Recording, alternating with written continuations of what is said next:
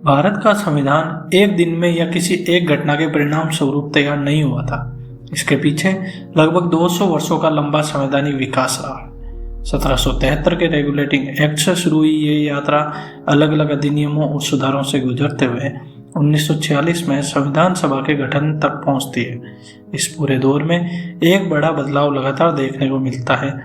शुरुआत में east India company Bharat में एक व्यापारिक संस्था के रूप में तो आई थी, लेकिन धीरे धीरे उसके हाथों में प्रशासन और शासन की शक्ति भी आ गई। इसके बाद ब्रिटिश संसद ने कंपनी के कामकाज में भी हस्तक्षेप करना शुरू किया और प्रशासन की व्यवस्था में बदलाव किए, और समय के साथ भारतीयों की राजनीतिक भागीदारी भी बढ़ती गई। यानी ये पूरी कहानी सिर्फ अलग अलग अधिनियमों की सूची नहीं है, ये उस प्रक्रिया की कहानी है जिसमें कंपनी के शासन से होते हुए भारत धीरे धीरे अपने संविधान के निर्माण तक पहुंचा। अब इस पूरी यात्रा को एक एक महत्वपूर्ण पड़ाव के साथ समझते हैं। अब शुरुआत करते हैं रेगुलेटिंग एक्ट 1773 से। 18वीं शताब्दी के मध्य तक ईस्ट इंडिया कंपनी केवल व्यापार करने वाली संस्था नहीं रह गई थी। प्लासी और बक्सर के बाद उसके राजनीतिक और प्रशासनिक प्रभाव में काफी वृद्धि हो चुकी थी, लेकिन कंपनी के शासन में भ्रष्टाचार, प्रशासनिक अव्यवस्था और आर्थिक समस्याओं की शिकायतें बढ़ रही थी। इसलिए पहली बार ब्रिटिश संसद ने कंपनी के भारतीय प्रशासन को नियंत्रित करने के लिए सीधे कानून बनाया। इसी के तहत बंगाल के गवर्नर को गवर्नर जनरल ऑफ बंगाल बनाया गया और वॉरेन हेस्टिंग्स इस पद पर बैठने वाले पहले व्यक्ति बने। उनके साथ काम करने के लिए 4 सदस्यों की परिषद बनाई गई। अब एक और महत्वपूर्ण बदलाव, कलकत्ता में सुप्रीम कोर्ट की स्थापना का प्रावधान किया गया, जो 1774 में स्थापित हुआ।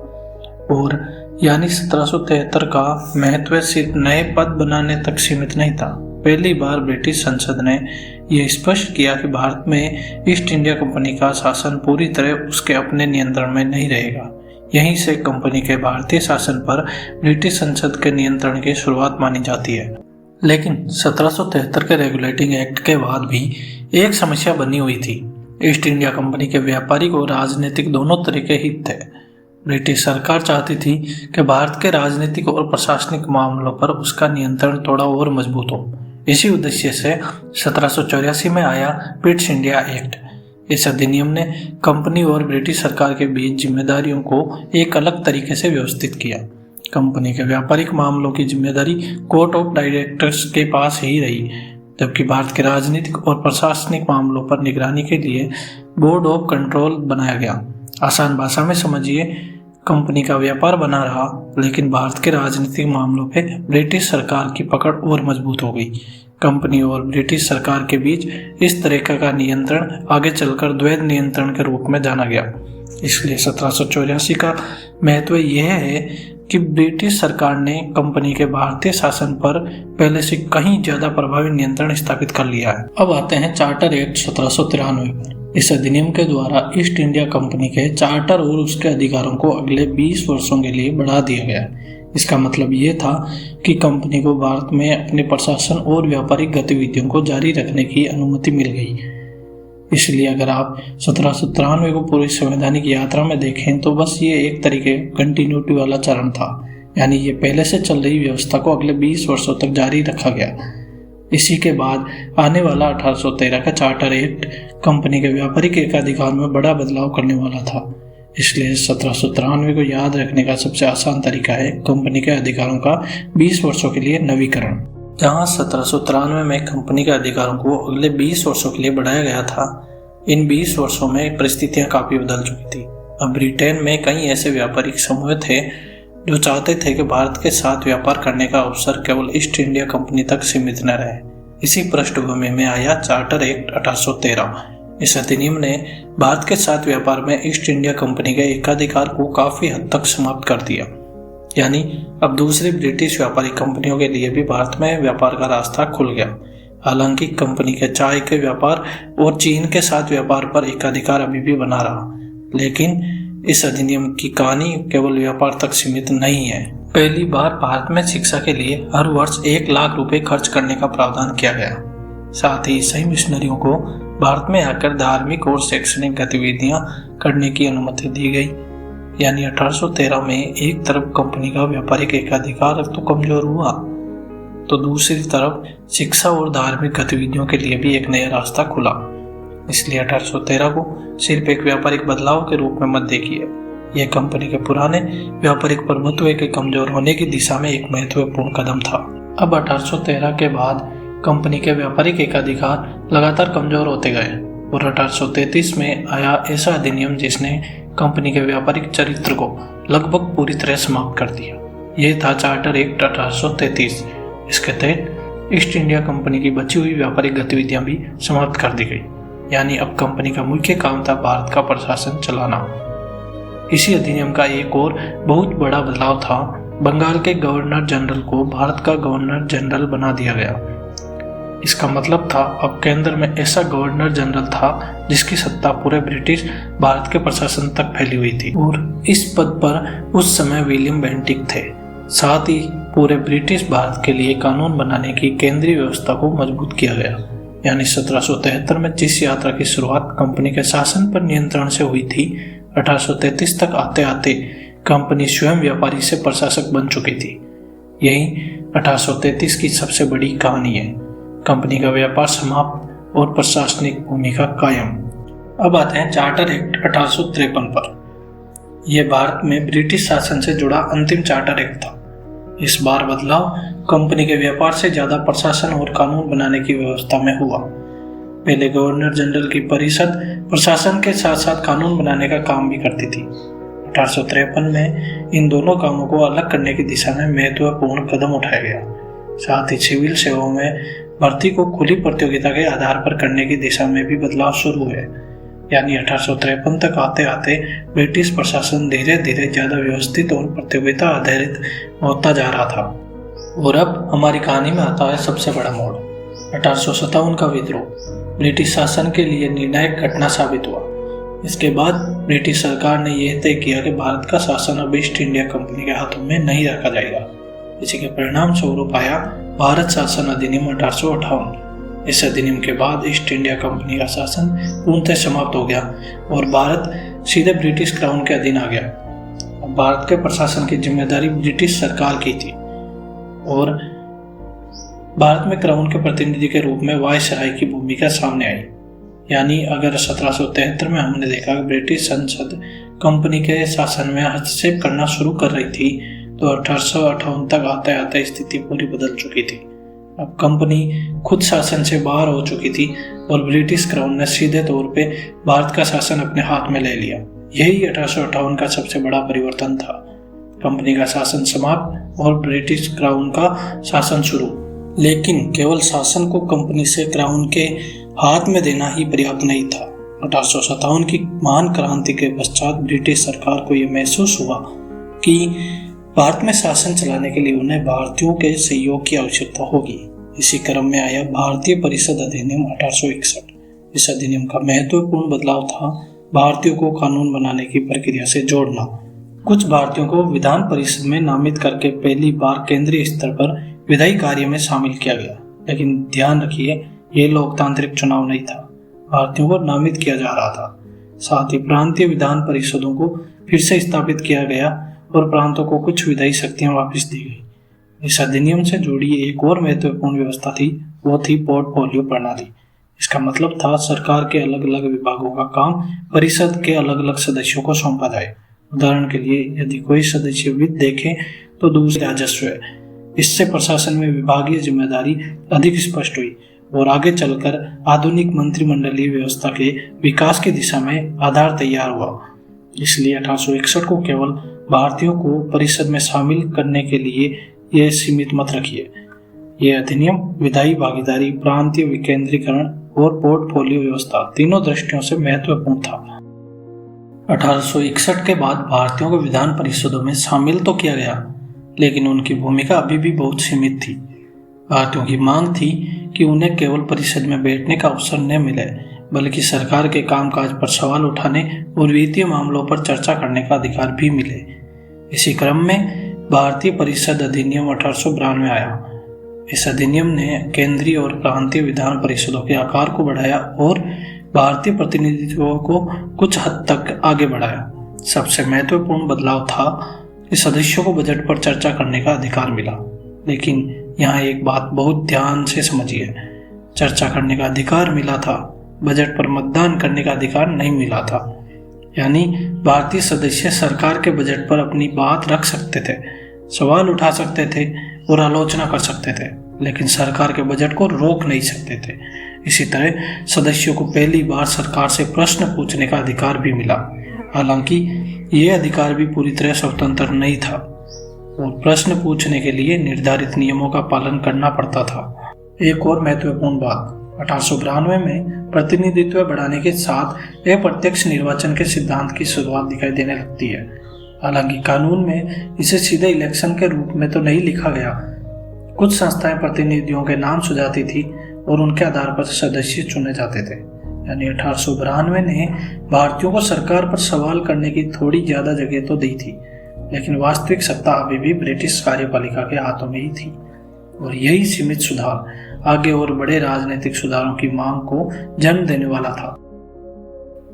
1892 के सुधारों के बाद भारतीयों की राजनीतिक मांगें और मजबूत होती गई। अब मांग सिर्फ इतनी नहीं रही कि परिषद में बैठने दिया जाए। भारतीय चाहते थे कि प्रतिनिधियों की संख्या बढ़े और उन्हें शासन में वास्तविक भूमिका मिले। इसी पृष्ठभूमि में आया भारतीय परिषद अधिनियम 1909, जिसे मोर्ले मिंटो सुधार भी कहा गया।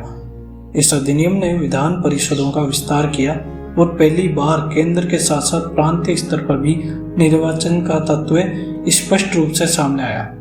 लेकिन 1909 की सबसे महत्वपूर्ण और सबसे ज्यादा परीक्षा में पूछे जाने वाली विशेषता थी मुसलमानों के लिए पृथक निर्वाचन। अब इसे आसान भाषा में समझिए।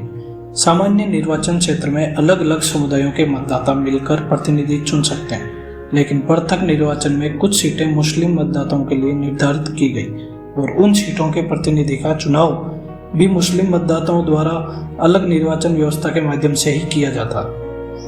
यानी प्रतिनिधित्व की व्यवस्था अब केवल क्षेत्र के आधार पर नहीं रही, बल्कि समुदाय के आधार पर भी राजनीतिक प्रतिनिधित्व दिया गया। यही कारण है कि 1909 भारतीय संवैधानिक विकास में एक महत्वपूर्ण मोड़ माना जाता है। इसके साथ ही परिषदों में सदस्यों को सार्वजनिक महत्व के विषयों पर प्रस्ताव रखने और चर्चा करने की कुछ अतिरिक्त शक्तियां भी मिली।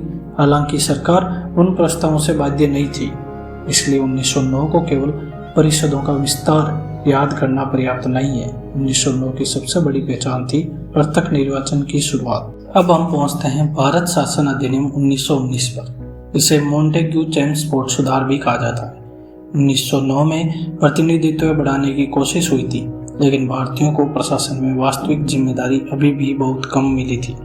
1919 के अधिनियम में पहली बार प्रांतीय शासन के स्तर पर भारतीय मंत्रियों को कुछ प्रशासनिक जिम्मेदारियां देने की कोशिश की गई और यहीं से आता है सबसे महत्वपूर्ण शब्द द्वैध शासन। अब इसे सिर्फ परिभाषा के रूप में नहीं, बल्कि एक उदाहरण से समझिए। प्रांत के विषयों को दो भागों में बांट दिया गया, आरक्षित विषय और हस्तांतरित विषय। आरक्षित विषयों में कानून व्यवस्था, न्याय और भूमि राजस्व और सिंचाई जैसे महत्वपूर्ण क्षेत्र शामिल थे। इन पर गवर्नर और उनकी कार्यकारिणी का नियंत्रण रहता था। दूसरी तरफ शिक्षा, स्वास्थ्य और स्थानीय स्वशासन जैसे विषय भारतीय मंत्रियों को दिए गए थे। ये मंत्री विधान परिषद के प्रति उत्तरदायी होते थे। यानी एक ही प्रांत में दो तरह का व्यवस्था चल रहा था, कुछ विभाग गवर्नर के नियंत्रण में और कुछ विभाग भारतीय मंत्रियों के माध्यम से। इसी कारण इसे कहा गया द्वैध शासन। लेकिन इसकी सबसे बड़ी समस्या भी यही थी, जिन विषयों का सीधा संबंध शासन की ताकत और संसाधनों से था, उनमें से महत्वपूर्ण विषय ब्रिटिश अधिकारी के नियंत्रण में बने रहे। इसके अलावा केंद्र में द्विसदनीय विधानमंडल यानी लोकसभा और राज्यसभा की शुरुआत की गई। यानी पहली बार केंद्र में दो सदनों वाली विधायिका की व्यवस्था आई। इसलिए 1919 को समझते समय सिर्फ द्वैध शासन शब्द याद मत रखिए।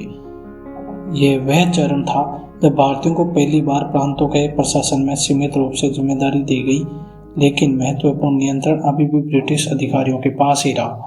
अब आते हैं भारत शासन अधिनियम 1935 पर। अगर 1919 को आप भारतीयों को सीमित प्रशासनिक जिम्मेदारी देने का चरण मानते हैं, तो 1935 का अधिनियम उससे कहीं ज़्यादा व्यापक संवैधानिक ढांचा प्रस्तुत करता है। इसकी सबसे महत्वपूर्ण विशेषताओं में से एक थी प्रांतीय स्वायत्तता। इसका मतलब था कि प्रांतों में निर्वाचित मंत्रियों को अपने प्रांतीय विषयों पर पहले की तुलना में अधिक वास्तविक जिम्मेदारी दी जानी थी और इसी के साथ 1919 में प्रांतों में लागू किया गया द्वैत शासन समाप्त कर दिया गया। लेकिन 1935 की व्यवस्था केवल प्रांतों तक सीमित नहीं थी। पूरे भारत के लिए एक अखिल भारतीय संघ बनाने की योजना रखी गई, जिसमें ब्रिटिश भारतीय प्रांतों के साथ देशी रियासतों को भी शामिल किया जाना था।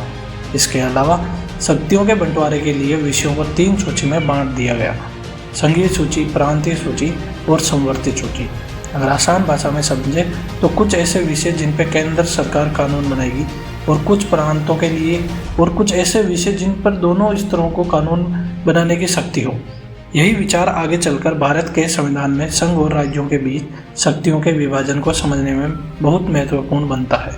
इस अधिनियम के तहत संघीय न्यायालय की स्थापना का भी प्रावधान किया गया। आरबीआई की स्थापना reserve bank of India act 1934 के तहत हुई और उसने 1935 में काम करना शुरू किया। यानी 1935 का अधिनियम कई ऐसी संस्थागत और संवैधानिक व्यवस्थाएं लेकर आया जिनकी छाप बाद में भारतीय संविधान में दिखाई देती है। अब 1935 के अधिनियम का सबसे इंटरेस्टिंग हिस्सा समझते हैं। इसमें बहुत कुछ लिखा था, लेकिन हर व्यवस्था वास्तव में लागू नहीं हुई। सबसे पहले बात करते हैं प्रांतीय स्वायत्तता की। यह व्यवस्था वास्तव में लागू हुई और 1937 से प्रांतों में नई व्यवस्था के तहत मंत्रालय बने। लेकिन दूसरी तरफ अखिल भारतीय संघ की योजना लागू नहीं हो सकी, क्योंकि इसके लिए देशी रियासतों का संघ में शामिल होना आवश्यक था और निर्धारित शर्तों के अनुसार वह संघ अस्तित्व में नहीं आ पाया। अब आती है एक और सबसे महत्वपूर्ण बात, केंद्र में द्वैत शासन का प्रावधान। और यही अक्सर विद्यार्थी कंफ्यूज होते हैं। 1919 में द्वैत शासन प्रांतों में लागू किया गया था, लेकिन 1935 में प्रस्तावित जो व्यवस्था थी वो द्वैत शासन केंद्र के स्तर पर होना था। इसका विचार ये था कि केंद्रीय प्रशासन के कुछ महत्वपूर्ण विषय गवर्नर जनरल के विशेष नियंत्रण में रहे, जबकि बाकी विषय मंत्रियों के माध्यम से चलाए जाए। यानी जिस तरह 1919 में प्रांतीय स्तर पर शासन को 2 हिस्सों में बांटा गया था, उसी तरह 1935 में केंद्र के स्तर पर भी दोहरी जिम्मेदारी की व्यवस्था प्रस्तावित की गई थी। लेकिन यहाँ सबसे महत्वपूर्ण बात यह है कि केंद्र का यह द्वैत शासन लागू नहीं हो पाया, क्योंकि जिस संघीय व्यवस्था के साथ ये जुड़ी थी वह स्वयं भी अस्तित्व में नहीं आ सकी। इसलिए 1935 को याद करते समय यह डिस्टिंक्शन बहुत जरूरी है। जैसे प्रांतों में द्वैत शासन बिल्कुल समाप्त हो गया, केंद्र में द्वैत शासन प्रस्तावित था लेकिन लागू नहीं हो सका, और अखिल भारतीय संघ प्रस्तावित था लेकिन लागू नहीं हो सका। यही कारण है कि 1935 का अधिनियम बहुत महत्वपूर्ण होने के बावजूद एक अधूरी संवैधानिक योजना भी मानी जाती है। 1935 का भारत शासन अधिनियम ब्रिटिश भारत के लिए एक विस्तृत संवैधानिक ढांचा लेकर आया था, लेकिन इससे भारत की संवैधानिक समस्याएं पूरी तरह हल नहीं हुई थी और इसके बाद घटनाएं और परिस्थितियां बहुत तेजी से बदलने लगी।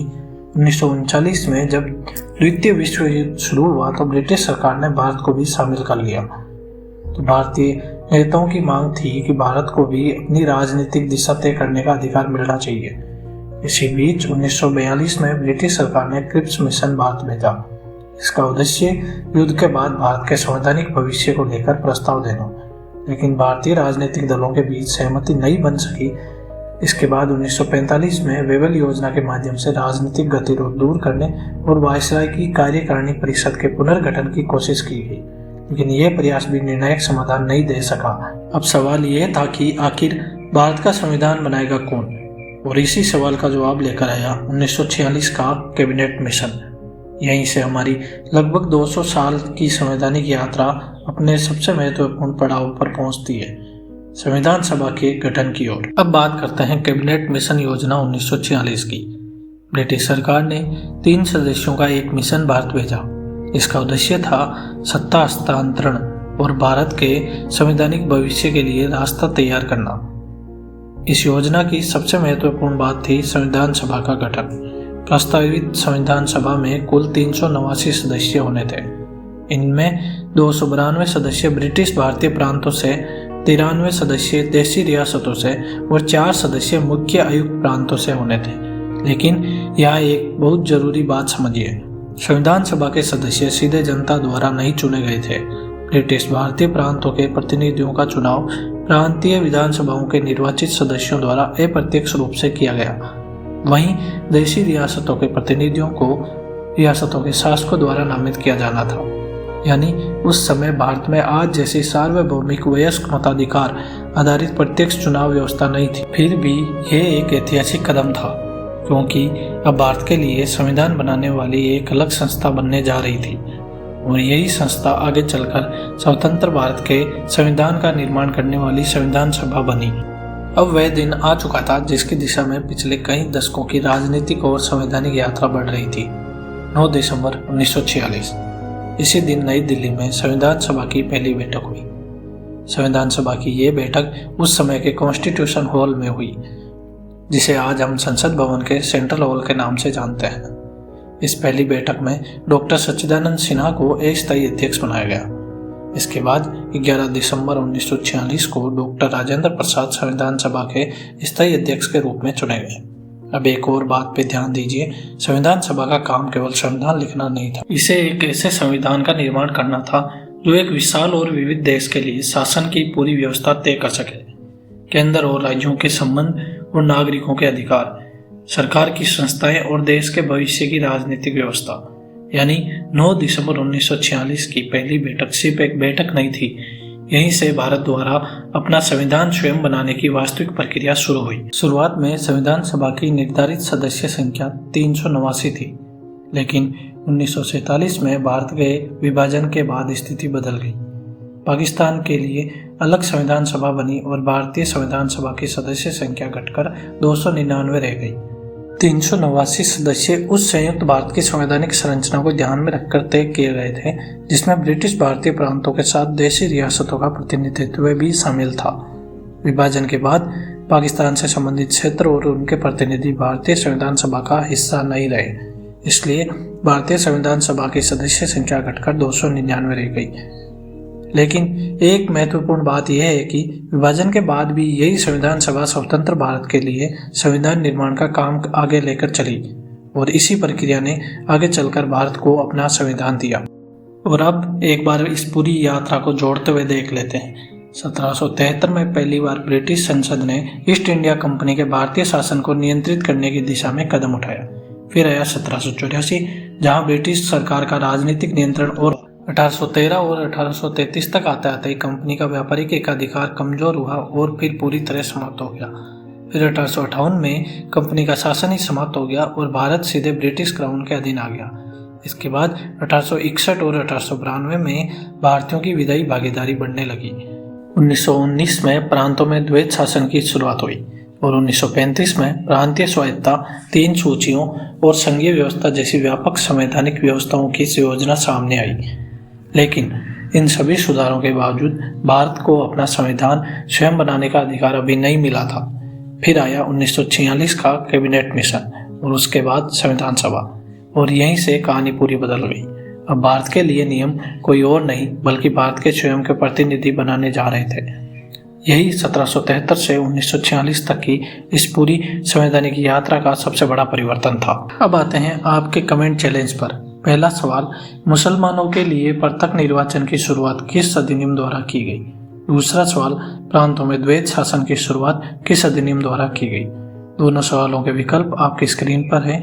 वीडियो रोकिए, अपने उत्तर सोचिए और दोनों के जवाब कमेंट में जरूर लिखिए।